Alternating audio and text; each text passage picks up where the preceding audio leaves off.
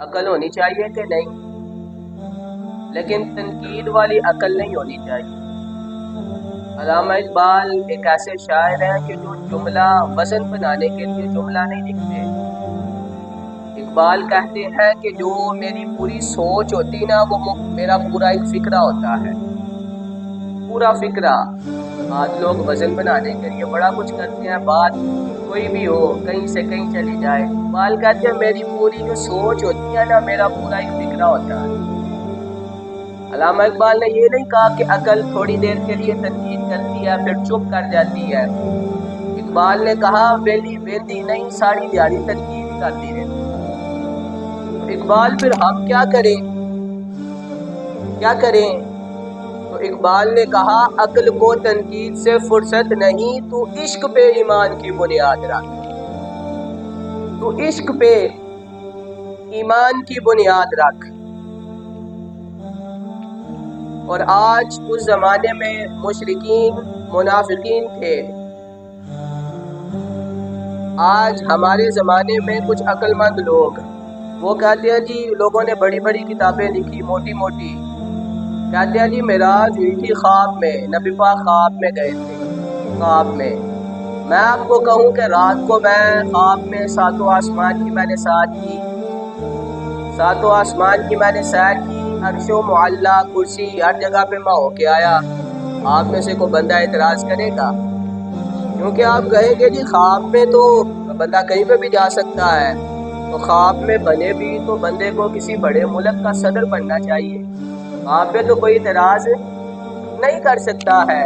تو یہ جو کافروں نے اتنا شور مچایا، قرآن کریم کی آیات اتری، اس کا مطلب یہ ہے کہ نبی پاک خواب میں نہیں گئے، حضور نے فرمایا میں گیا تھا اپنے جسم کے ساتھ، میں گیا تھا، حضور نے فرمایا میں۔ اور پھر صاحبو دیکھو یہ وعدہ تو نبی پاک کا ہے ہی نہیں۔ سبحان اللہ دی اسرا بعبدہ، اللہ کریم نے فرمایا میں لے گیا اپنے بندہ خاص کو۔ یہ تو وعدہ ہی دعویٰ ہی رب کریم کا ہے، دعویٰ تو نبی پاک کا نہیں ہے۔ سبحان اللہ دی اسرا، فرمایا میں نے سیر کرائی، بعبدہ اپنے بندہ خاص کو، لیلاً رات کے تھوڑے سے حصے میں، کہاں تک؟ من المسجد الحرام الى المسجد الاقصی، مسجد حرام سے مسجد اقصی اور پھر لامکانوں تک، الذی بارکنا حولہ، تاکہ وہ مسجد اقصی کہ جس کے ارد گرد نہ ہم نے برکتیں رکھی ہیں۔ اب مسجد کے اندر برکت ہوتی ہے یا باہر ہوتی ہے؟ جی آپ مسجد کے باہر جوتے لے کے پھرتے ہیں، جب اندر آتے ہیں تو جوتا اتار کے آتے ہیں، نماز اندر ہوتی ہے، تو آپ مسجد کے اندر برکت ہوتی ہے یا باہر؟ اللہ کریم نے فرمایا الذی بارکنا حولہ، وہ مسجد اقصی کہ جس کے گرد ہم نے برکتیں رکھی ہیں۔ مفسرین اکرام امام فخر الدین رازی، علامہ امام محمود آلوسی اور دیگر محدثین نے اس بات کو لکھا، وہ کہتے ہیں کہ مسجد اقصی کے گرد سینکڑوں انبیاء کی قبریں موجود ہیں۔ اللہ نے ان قبروں کی وجہ سے ان قبروں کو برکت والا فرمایا۔ اور علامہ محمود آلوسی نے لکھا کہ حضرت یوسف علیہ السلام کا جب انتقال ہوا نا، جب ظاہری انتقال یوسف علیہ السلام کا ہوا، تو جس علاقے میں ان کو دفن کیا گیا ان کی قبر کی برکت سے وہ سارا علاقہ اللہ نے سر سبز و شاداب فرما دیا، سارا علاقہ۔ تو دوسرے جو لوگ تھے وہ کہنے لگے بھئی نبی تو ہمارے بھی ہیں، لہذا برکت تو ہمیں بھی ملنی چاہیے۔ شور ہونے لگا، لوگ کہنے لگے یہاں پہ نہیں، یہ ہمارے محلے میں ہونے چاہیے، ہمارے علاقے میں۔ اس وقت کے جو بڑے بڑے لوگ تھے وہ بیٹھے، انہوں نے نا لوگوں کو اصلاح دی، مشورہ دیا۔ وہ کہنے لگے کہ بھئی تم ایسا کرو کہ یوسف علیہ السلام کے تابوت کو ادھر سے نکالو، دریا کے قریب نا ایک حوض بناؤ، دریا کے کنارے یوسف علیہ السلام کی قبر کو بناؤ، تابوت کو اندر رکھو، پھر ایک حوض بناؤ اور اس حوض میں سے چھوٹی چھوٹی نالیاں نکالو، اور ہر علاقے کی ایک ایک نالی نکالو۔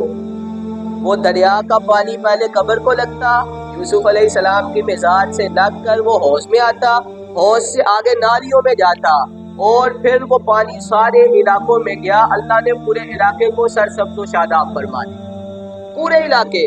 تو فرمایا اللہ دی بارکنا حولہ، اللہ تعالیٰ نے انبیاء کی قبروں میں اور انبیاء کے وجود میں برکتیں رکھی ہیں۔ یہ تو بات تھی نبیوں کی۔ آج لال رومال والا ایک کہتا ہے روزے کی جالیوں کو ہاتھ نہ لگاؤ، یہ شرک ہے، ادھر برکت نہیں ہے۔ اس لال رومال والے کو میں صرف اتنا کہوں گا تو قرآن کی آیت تو پڑھ، اللہ دی بارکنا حولہ، اللہ نے نبیوں کی قبروں میں برکتیں رکھی ہیں۔ تو جو امام الانبیاء ہے، یہ تو نبیوں کی بات ہے، تو جو امام الانبیاء ہے ان کی قبر میں اللہ نے کتنی برکت رکھی ہوگی۔ لِنُرِيَهُ مِنْ آیَاتِنَا، معراج کروائی کیوں؟ اس کی بے شمار علماء نے حکمتیں بیان فرمائی ہیں۔ ایک حکمت اللہ کریم نے فرمایا لِنُرِيَهُ مِنْ آیَاتِنَا، تاکہ ہم اپنے بندے کو اپنی نشانیاں دکھائیں، نشانیاں ذات کی جائیں۔ علماء فرماتے ہیں یہ بخاری کی حدیث ہے، میرے رسول کریم صلی اللہ علیہ وآلہ وسلم نے فرمایا، آپ فرماتے ہیں کہ مجھے نا زمین اور آسمان کے جتنے بھی خزانے ہیں سب کی چابیاں عطا کر دی گئی، سب کی چابیاں میرے پاس ہیں، میں مالک ہوں۔ تو علماء مفسرین فرماتے ہیں کہ جب اللہ نے سارے خزانوں کی چابیاں نبی کریم علیہ السلام کو عطا فرمائی نا، تو معراج کی رات اس لیے بلایا کہ حبیب یہ جو زمین کے خزانے تھے ان کا مشاہدہ تو آپ فرما چکے، اب جو آسمان کے خزانے ہیں، جو وہ چابیاں جو آپ کے پاس ہیں، اب آئے نا ساتھ ان خزانوں کا مشاہدہ فرمائے، ساتھ اپنے رب کا دیدار بھی فرمائے۔ علماء کہتے ہیں اس لیے حضور کو معراج کروائی گئی، انہ هو السمیع البصیر۔ آگے اللہ کریم نے فرمایا بے شک وہ اللہ سننے والا بھی ہے، دیکھنے والا بھی ہے۔ اب یہ دعویٰ تو رب کریم کا ہے۔ حضور فرماتے ہیں میں تو سو رہا تھا، حضرت ام ہانی رضی اللہ تعالی عنہا حضرت علی کی سگی بہن کے گھر نہ حضور آرام فرماتے، حضور فرماتے ہیں کہ میں نہ سو رہا تھا، آرام کر رہا تھا، کوئی آنے والا آیا۔ اب کتنے فرشتے تھے؟ محدثین نے لکھا کہ 3 اولو العزم فرشتے، ہر فرشتے کے ساتھ 70,000 فرشتے، 70,000 2 لاکھ سے زیادہ فرشتوں کا ہجوم نبی پاک علیہ الصلوۃ والسلام کو لینے کے لیے آیا۔ معراج کے دولہا کو فرشتوں کی بارات لینے کے لیے آئی۔ حضور فرماتے ہیں جبریل امین آئے، انہوں نے چھت پھاڑی، چھت پھاڑ کے نا اندر داخل ہوئے۔ حضور فرماتے ہیں میں سو رہا ہوں، اور یہ بھی بخاری کے لفظ ہے کہ نبی پاک علیہ السلام نے فرمایا لوگوں میری آنکھیں سوتی ہیں لیکن میرا دل جاگتا رہتا ہے، میرا دل نہیں سوتا، دل جاگتا رہتا ہے۔ حضور فرماتے ہیں میں سو رہا ہوں، آنکھیں سو رہی ہیں۔ جبریل امین آئے، آ کے کھڑے ہو گئے، جبریل بھی ہے، میکائیل بھی ہے، اسرافیل بھی ہے۔ جبریل امین ہے، 70,000 فرشتے ان کے ساتھ، میکائیل 70,000 فرشتے ان کے ساتھ، اسرافیل 70,000 فرشتے ان کے ساتھ۔ حضور فرماتے ہیں کہ یہ سارے کھڑے آپس میں نا مشورہ کر رہے تھے کہ اب کیا کیا جائے، حضور تو سو رہے ہیں، اب کیا کیا جائے۔ جبریل امین نے نا اللہ سے پوچھا یا رب کریم ادھر تک تو آ گئے، اب بتا کیا کرنا ہے، آگے کیا کرنا ہے۔ اللہ کریم نے فرمایا جبریل تیرے ہونٹ کا خوری کس لیے بنائے تھے، کس لیے بنائے تھے، اب جھک جا۔ اللہ کیا کروں؟ حضرت جبریل امین اتنا جھکے کہ نبی پاک کے قدم ہی چوم لیے، قدم ہی چوم لیے۔ نبی پاک علیہ السلام نے زمین پہ آرام فرماتے، زمین پہ۔ اب ذرا بتائیں کہ حضرت جبریل کتنا رکے تھے، رکوع تک، رکوع تک کہ سجدے تک؟ میں نہیں جی آخیا سجدہ، فتوا لگا تواڈے تے لگنا جے سجدے تک جھکے، نبی پاک علیہ السلام کے قدم چومے، حضور زمین پہ آرام فرماتے، کھڑے ہو کے جبریل امین نے قدم کیسے چومے؟ قدم چومے تو کدھر تک جھکے؟ سجدے تک جبریل امین جھکے نا۔ جبریل امین نے یہ بتا دیا کہ یہ کہنے والوں ہمارے طرح کے ہیں، یہ تمہاری طرح کے نہیں ہیں، یہ وہ ہے کہ جن کے قدم کو فرشتوں کا سردار بھی چوم رہا ہے، یہ وہ ہے جن کے قدم فرشتوں کا سردار بھی چوم رہا ہے جس کا مقام سدرۃ المنتہا پہ ہے. اور اعلیٰ حضرت فاضل بریلوی رحمت اللہ تعالی علیہ، آپ کے نا قلم کا یہ حسن ہے کہ آپ جب بھی لکھتے نا اس طرح کا لکھتے کہ شریعت بھی بچ جاتی اور عشق کو بھی پورا سکون عطا ہو جاتا. شریعت بھی بچ. اعلیٰ حضرت کہتے ہیں جبریل امین نے سجدہ نہیں کیا تو پھر کیا ہوا تھا؟ فرمایا تاج روح القدس کے موتی جنہیں سجدہ کرے. کہتے ہیں حضرت جبریل نے نا تاج پہنا تھا، اس تاج پہ موتی لگے ہوئے تھے. آپ نے قدم چومے ہیں تو ان موتیوں نے نبی پاک کو سجدہ کیا. یہ اعلیٰ حضرت کے قلم کا حسن ہے. شریعت بھی بچ جاتی ہے، عشق بھی پورے سکون میں آ جاتا ہے. فرمایا تاج روح القدس کے موتی جنہیں سجدہ کرے، رکھتی ہے کتنی شان یہ اللہ اکبر ایڑیاں. فاضل بریلوی فرماتے ہیں تاج روح القدس کے موتی جنہیں سجدہ کرے. فرماتے ہیں تاج روح القدس کے موتی جنہیں سجدہ کرے. آگے فرمایا رکھتی ہے یہ کتنا مقام میرے نبی کی ایڑیاں، رکھتی ہے کتنا یہ مقام ان قدموں کے ان کی ایڑیاں. حضور فرماتے ہیں کہ میں سو رہا تھا، جبریل امین آئے قدم چومے، جب کفوری ہونٹ لگے نا حضور فرماتے ہیں میں اٹھ گیا. میں اٹھا، میں نے دیکھا کہ جبریل امین آج اکیلے نہیں آئے، پہلے اکیلے آتے تھے، آج میکائیل بھی ہے، اسرافیل بھی ہے، سارے فرشتوں کے ساتھ 70,000 فرشتے، 70,000 فرشتے. فرماتے ہیں میں نے پوچھا جبریل کدھر آئے ہو، کدھر آئے ہو؟ حضرت جبریل امین نے فرمایا ان اللہ اشتاق الی لقائک یا رسول اللہ. یا رسول اللہ، پہلے پیغام لے کے آتا تھا، پہلے جس کا پیغام لے کے آتا تھا، آج وہ رب آپ کی ملاقات کا مشتاق ہے. وہ رب آپ کو دیکھنے کی آج چاہ رکھتا ہے. حضور آج آپ کی معراج ہے، آپ کو لینے کے لیے آیا. آج اللہ نے جنت کے سارے دروازے کھلوا دیے ہیں، جہنم کو بند کر دیا ہے، حوروں کو اللہ نے سجنے کا حکم دے دیا ہے. آج اسرافیل کو، اسرائیل کو اللہ نے فرمایا روح قبض کرنے میں تھوڑا صبر کرو. اسرافیل کو فرمایا کہ آج سور کو چھوڑ دو، تھوڑی دیر کے لیے چھوڑ دو. ہر چیز اللہ نے مؤخر کر دی ہے. جنت کے دروازے کھل گئے، براق سج گئے، آج جنت پہ لاٹیں لگ گئی، جھنڈے لگ گئے. یہ ہم سے اعتراض کرتے ہیں لاٹیں کیوں لگاتے ہو؟ ادھر تو ہم لگاتے ہیں، معراج کے رات اللہ نے جبریل امین سے لاٹیں لگوائی ہیں، لاٹیں لگ گئی، سارا کچھ ہو گیا، سج گئی. حضور یہ سجی کیوں؟ جبریل امین کہتے ہیں یہ سارا کچھ اس لیے ہوا ہے کہ آج اللہ آپ کو دیکھنے کا شوق رکھتا ہے، اللہ آپ کو دیکھنا چاہتا ہے. حضور فرماتے ہیں میں اٹھا، جبریل امین نے میرے بازو سے پکڑ کر نہ مجھے حتیم میں لے گئے، حتیم کعبہ میں مجھے لے گئے. جبریل امین نے اپنا پار مارا. فرماتے ہیں جب جبریل کا پار لگا نا میرا سینہ کھل گیا، سینہ کھل گیا. ایک سونے کا تشت لایا گیا، تھال. فرماتے ہیں وہ تھال حکمت و ایمان سے بھرا ہوا تھا. حضور کہتے ہیں کہ جب میرا سینہ کھلا نا، دل میرا بائل نکال کے جبریل نے اس تھال پہ رکھا. میرے آقا کریم فرماتے ہیں سینہ کھل گیا، لوگوں مجھے نہ درد ہوئی نہ خون نکلا، نہ درد ہوئی نہ خون نکلا. ہم بشر ہیں نا جی، سارے بشر ہو، اور بولو تو صحیح بشر ہو نا. میں ہلکا سا کٹ لگے، کٹ، پورا جسم بے چین ہوتا ہے کہ نہیں؟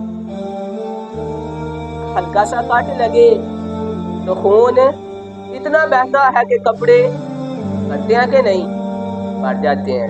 سارے کہہ رہی ہو نا بھر جاتے ہیں. تو اگر کٹ لگے تو بھر جاتے ہیں. تو جس کا سینہ ہی کھل جائے، پوچھو نا جس کا بائی پاس ہوتا ہے وہ بندہ تو 6 مہینے اٹھتا ہی نہیں. اور جس کا سینہ کھول کے دل کا بائی پاس ہو وہ 6 مہینے اٹھتا ہی نہیں۔ ادھر حضور فرماتے ہیں سینہ کھل گیا، دل میرا لوگوں باہر آ گیا، جبریل امین نے نا آب زمزم کے ساتھ دل کو دھویا، پھر دل کو اسی جگہ پہ رکھا، اب سینہ بند ہوا، اتنا کچھ ہوا۔ فرماتے ہیں مجھے نہ درد ہوئی ہے نہ خون نکلا ہے۔ مولوی سے اب پوچھو جی خون کیوں نہیں نکلا؟ تم کہتے ہو ہماری طرح کے ہیں، تمہیں اگر کٹ لگے تو خون سے کپڑے بھر جاتے ہیں، تو حضور کا سینہ بھی کھلا، دل بھی باہر آیا، حضور فرماتے ہیں نہ خون نکلا نہ مجھے درد محسوس ہوئی ہے۔ پتا چلا جبریل امین نے سینہ چاک کس لیے کیا؟ تاکہ یہ 14ویں صدی کے ملاؤں کو پتہ لگ جائے کہ جو کہتے ہیں حضور ہماری طرح کے ہیں، ان کو پتہ لگے وہ حضور تمہاری طرح کے نہیں ہے، حضور ظاہری بشر ہے، حضور کی حقیقت نور علی نور، حضور کی حقیقت نور علی نور ہے۔ اور پھر آب زمزم سے دھونے کی حکمت کیا تھی؟ آب زمزم سے کیوں دھویا؟ پھر لوگوں نے نا بڑی بڑی کتابیں لکھی ہیں، پتہ نہیں کہاں پہ بیٹھ کے قرآن و حدیث پڑھتے ہیں، پتہ نہیں کس چیز کا بغض ہے، بڑی بڑی کتابیں لکھی ہے جی خواب میں ہوئی تھی تو بشر ہے تو ہماری طرح کیا، تو سننا نبی پاک کی معراج۔ حضور فرماتے ہیں علماء فرماتے ہیں آب زمزم سے کیوں دھویا؟ اس لیے نہیں دھویا کہ حضور کے دل کو برکت حاصل ہو جائے، بلکہ اس لیے دھویا کہ آب زمزم کو برکت حاصل ہو جائے، اور قیامت تک آنے والے جو امتی ہیں وہ آب زمزم رج کے پیے اور یہ سمجھ کے پیے کہ آب زمزم وہ پانی ہے جس نے مصطفیٰ کے قلب اندر کو چھوا۔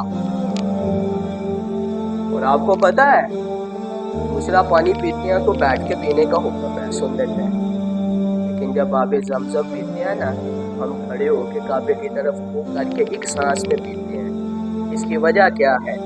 اس کی وجہ یہ ہے کہ یہ آب زمزم کی تعظیم اس لیے ہے کہ یہ وہ پانی ہے جس نے معراج میں مصطفیٰ کے دل کا بوسہ لیا ہوا ہے، جس نے میرے نبی کے دل کا بوسہ لیا ہوا ہے۔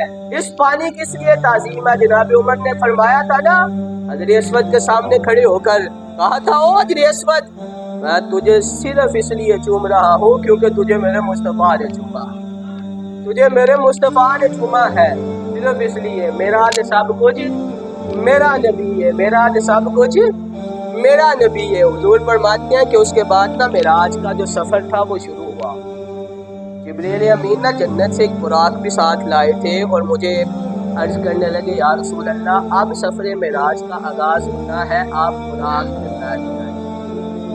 حضور فرماتے ہیں کہ میں نے جب براق دیکھا نا اتنا سونا اتنا حسین کہ دنیا کا کوئی بندہ اس کی خوبصورتی کا تصور بھی نہیں کر سکتا۔ فرماتے ہیں جب وہ براق آیا جبریل نے کہا یا رسول اللہ بیٹھے، اللہ نے فرمایا ایسے نہیں لانا، حضور نے فرمایا نہ میں نہیں بیٹھتا،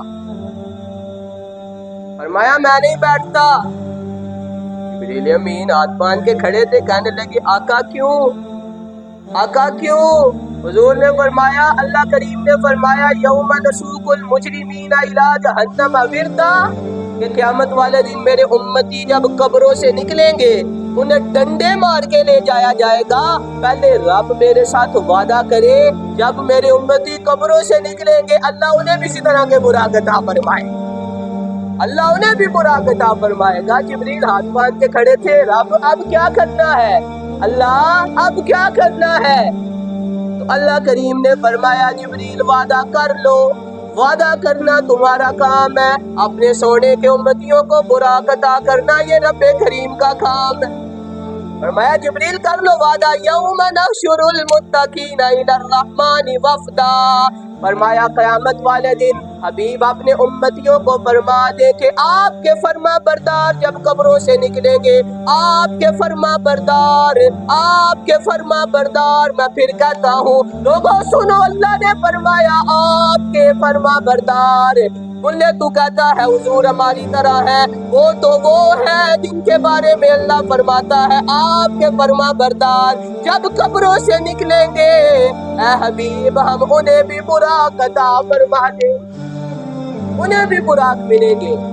لیکن مسئلہ ایک ہی ہے کہ فرما برداری حضور کی کرنی پڑے گی، فرما برداری حضور کی کرنی پڑے گی، حضور کی فرما برداری ہوگی تو پھر اللہ انہیں بھی جنت میں براق عطا فرمائے گا۔ جب وہ قبروں سے نکلیں گے انہیں بھی براق، حضور فرماتے ہیں پھر اللہ نے جب وعدہ کیا نا اس کے بعد میں براق پہ بیٹھا۔ اب سفر کا آغاز ہوا، فرماتے ہیں کہ رستے میں نا میں نے موسیٰ علیہ السلام کی قبر سے میرا گزر ہوا۔ ہم نے دیکھا کہ موسیٰ علیہ السلام اپنی قبر میں نا کھڑے ہو کے نماز پڑھ رہے ہیں، کھڑے ہو کے نماز پڑھ رہے ہیں۔ اب قبر تو بند تھی، نبی پاک مجھے غیب نہیں تھے، کیویں پتہ لگا موسیٰ کھڑے ہو کے نماز پڑھ رہے ہیں؟ آئے ہائے بولو تو صحیح ہے، کیسے پتہ چلا؟ کیسے پتہ چلا؟ حضور فرماتے ہیں موسیٰ قبر میں کھڑے ہو کے حضور نماز پڑھ رہے تھے۔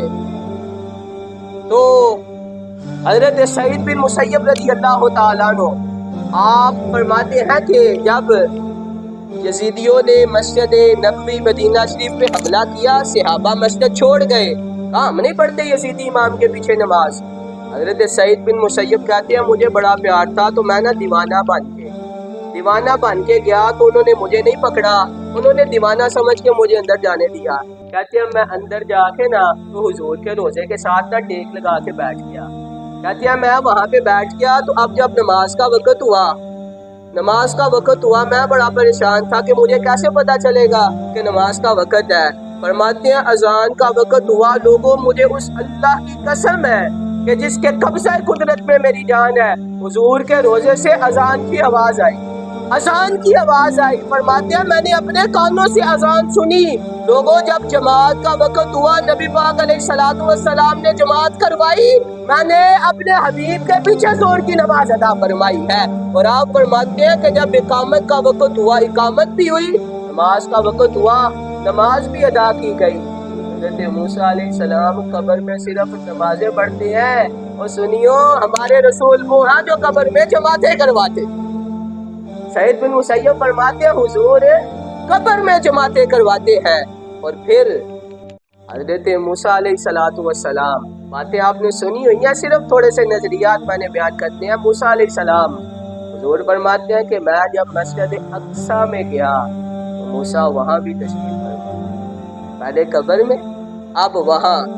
پھر حضور کہتے ہیں میں جب چھٹے آسمان پہ گیا، موسیٰ نمازیں کتنی ملی تھی جی؟ 50۔ کتنی ملی تھی؟ کم کیسے ہوئی؟ وسیلہ کون بنا؟ لوگ کہتے ہیں جی وسیلہ جائز ہی نہیں تو میں پڑھ پجا، وہ کسی سے مانگنا جائز ہی نہیں تو لاؤ نا ڈیوٹی تو پڑھ پجا، پڑھو نا، تم وسیلے کے قائل ہی نہیں۔ موسیٰ دا وسیلہ سے فٹافٹ ہی مان لیا، پتا چلیا پیڑا اور پھکیاں۔ اور تو موسیٰ علیہ السلام اب قبر میں بھی تھے، مسجد اقصی میں بھی تھے، چھٹے آسمان پہ بھی تھے۔ تو جی کٹو مسئلہ ان کی تھکتے سن، کہتے ہیں جی حضور اگر مدینے ہیں تو یہاں پہ کیسے دیکھ سکتے ہیں؟ اگر یہاں ہے تو پھر مدینے کیسے ہیں؟ تم درود پڑھتے ہو، کہتے ہو سرکار سنتے ہیں، اگر تم ادھر سے پڑھتے ہو تو حضور وہاں پہ کیسے سنتے ہیں؟ میں نے کہا موسیٰ علیہ السلام اللہ سے دعا کرے کہ اللہ مجھے نا نبی پاک علیہ السلام کا غلام بنا دے، نبی پاک علیہ السلام کا میں غلام بننا۔ جب اس امت کی شان پڑی نا، امت محمدیہ اتنی شانوں والی، فرمایا اللہ یہ اعزاز میری امت کو، یہ اعزاز، یہ بات نبی ہوگی، یہ بڑی شانیں تھی۔ اللہ نے کہا نہیں، یہ اعزاز میں نے حبیب کی امت کے لیے رکھا ہے۔ جب یہ ساری باتیں سنی نا، آپ فرمانے لگے اللہ امت محمدیہ سے تجھے اتنا ہی پیار ہے تو پھر مجھے بھی امت محمدیہ میں سے بنا دے، مجھے بھی نبی پاک کا غلام۔ تو جن کے غلام بننے کی موسیٰ دعا کرے، ان کی یہ شان ہے کہ ایک وقت میں وہ قبر میں بھی ہو سکتے ہیں، مسجد اقصی میں بھی ہو سکتے ہیں، چھٹے آسمان پر بھی ہو سکتے ہیں۔ تو یہ شان ہے خدمت گاروں کی، سرکار کا عالم کیا ہوگا، سرکار کا عالم کیا ہوگا، یہ شان ہے خدمت گاروں کی۔ حضور فرماتے ہیں پھر ہم آگے پہنچے تو مسجد اقصی آ گئی۔ لوگوں یہ وہ مسجد ہے، مسجد اقصی۔ حضور فرماتے ہیں مسجد اقصی نہ آ گئی۔ مسجد اقصی جب آئی تو وہاں پہ نا جبریل نے اذان پڑھی، سارے نبی وہاں پہ موجود تھے۔ کہتے ہیں نبی معاذ اللہ مار کے مٹی ہو گئے۔ لو جی حضور فرماتے ہیں سارے نبی موجود ہیں۔ اب بتائیں حضور کے بعد کوئی نبی آیا؟ تو وہ نبی تو سارے پہلے کے تھے، سارے اپنی قبروں میں بھی تھے کہ نہیں؟ تو حضور فرماتے ہیں ساری مسجد اقصی میں موجود تھے۔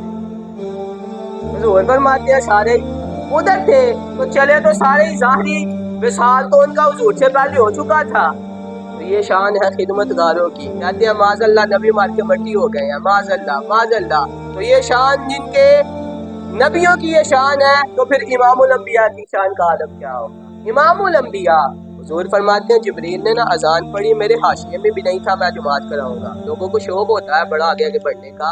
आप फरमाते हैं कि मैं मेरे हाशिए में भी नहीं था, सारे नबी मौजूद हैं सारे ही। जिब्रील अमीन अलैहिस्सलाम ने ना मेरे बाजू से पकड़ा, आप मुझे मुसल्ले पे ले गए, मुसल्ले पे ले गए और कहने लगे आप नमाज पढ़ाए। मैंने कहा मुझे क्यों आगे करते हो, आदम अलैहिस्सलाम सबके बाप है, उन्हें आगे करो उन्हें। हज़रत जिब्रील अमीन कहने लगे या रसूल अल्लाह, ये जो सारे पीछे खड़े हैं ना, इनकी भी यही मर्जी है, रब्बे करीम की भी यही मर्जी है, अल्लाह की भी यही मर्जी है, यही मर्जी है। हाथ बन के खलोना नबिया ने, राह मल के बैना वलिया ने, सोने दा सारे अरशियां नू दीदार कराया जाए। इस रात दे तारे दसते ने अज अर्श सजाया जाना है, गारां विच रोवन वाले लोग मेहमान बुलाया जाना। हुजूर फरमाते हैं मैंने नमाज पढ़ाई, उसके बाद ना सारे नबियों ने तकरीरें की।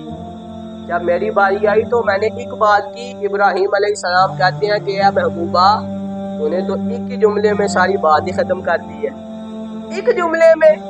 सहाबा कहते हैं हुजूर आपने क्या कहा। फरमाया लोगों सारे नबियों ने ना ज़ाती बातें की, मैंने अपनी बात कोई नहीं की। मैंने ना उम्मत की बात की, मैंने गुनाहगारों की बात की है, मैंने सियाकारों की बात की है, मैंने मुजरिमों की बात की है, खताकारों की बात की है। हुजूर आपने क्या फरमाया। हुजूर फरमाते हैं कि अल्लाह का शुक्र है। मैंने फरमाया अल्लाह का शुक्र है जिसने मुझे सारे जमानों के लिए रहमतुल लिल आलमीन बना के भेजा। अल्लाह का शुक्र है जिसने मुझे सारे जमानों के लिए रहमतुल लिल आलमीन बना के भेजा।